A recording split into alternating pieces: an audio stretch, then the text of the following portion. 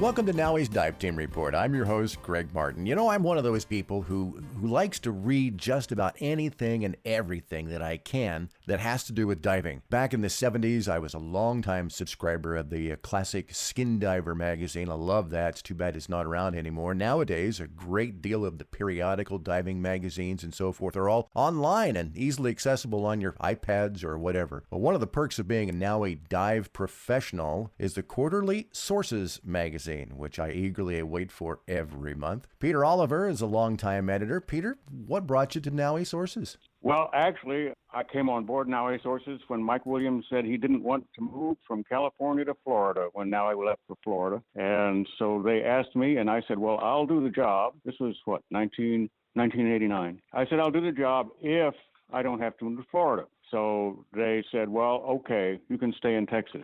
But so I've been doing it for close on to 20 years, just short of 20 years now. And it's really enjoyable because it's put me in touch with NAUI instructors around the world. And I've met a lot of interesting people with it. So do you have a background in diving, Peter? Yeah, I was certified in the early 70s at some point, about 1970, 71, and became a NAUI instructor in 1977 and taught up in Massachusetts for a while and came back down to Texas where I'd grown up and shifted my base down here. So, yeah, I'm about to get my 40-year pin next year, I guess, as a NAUI instructor. It's been great. Congratulations on that. It's always nice to see some longevity in the business. Do you still dive, I take it? I still do, although I'm not like you diving out on the West Coast on the Pacific Ocean or down in Florida. We have our local lakes and a couple of good rivers, one very nice river that's nice and clear and constant temperature year-round in San Marcos, well known for Aquarina Springs, which is now an ecological study area run by one of the universities down in San Marcos. Let me ask about the background in diving and the background that you have for being an editor of a magazine. I mean, that's not an easy task.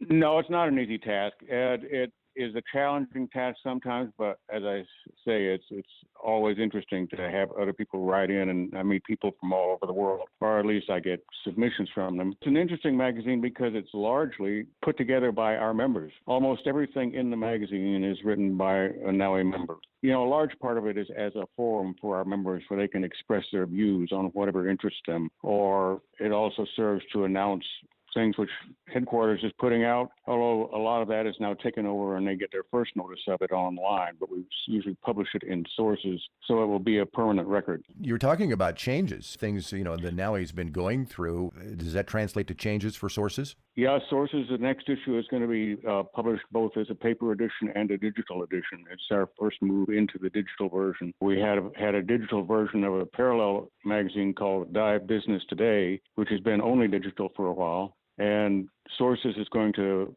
build Dive Business Today into it, and it's going to be temporarily at least both digital and print.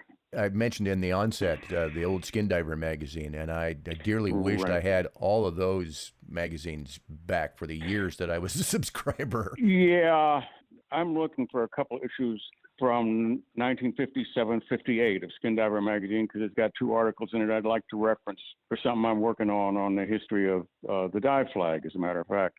And I haven't been able to find him.